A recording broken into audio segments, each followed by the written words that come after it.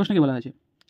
একটি বাক্সে 1 টাকা 50 পয়সা 25 পয়সা মিলিয়ে মোট 570টি মুদ্রা আছে। তাদের মূল্যের অনুপাত 5:2 হলে বাক্সে কোন প্রকার মুদ্রা কটি করে আছে? ঠিক আছে, তো 1 টাকা 50 পয়সাকে হাফ টাকা লিখতে পারি, আর 25 পয়সাকে 1/4 টাকা লিখতে পারি। এটা মানে কি ডিনোমিনেশন। তো আমরা তো ফ্র্যাকশন রাখতে পারি না, আমাদের এটাকে হোল নাম্বার আনতে হবে।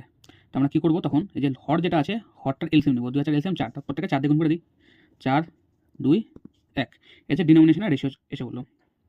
আমাকে মূল্যের অনুপাত দেওয়া, মূল্য হচ্ছে গিয়ে ভ্যালু, আমাকে দেওয়া 5:3:2।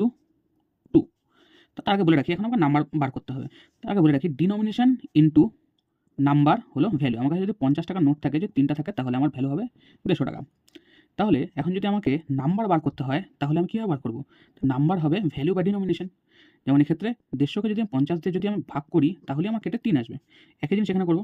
তো value by denomination, value by denomination, value by denomination. তো দেখি ফ্র্যাকশনের হিসাবে আমরা রাখতে পারবো না।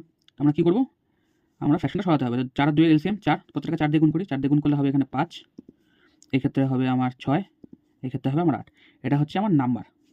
তাহলে আমার নাম্বার, তাহলে আমার কত হচ্ছে, আমাকে প্রশ্নে কত দেওয়া, সব মিলিয়ে আমার কাছে 570টি মুদ্রা আছে। তাহলে 8 5 13, 13 6 19, তো 19 রেশিও টোটাল, এটাই তো 570টি মুদ্রা। তাহলে 1 রেশিও মানে 30। তাহলে এটা কত আছে 150, 180টি, এটা কত আছে 240টি। এটাই হলো অ্যান্সার।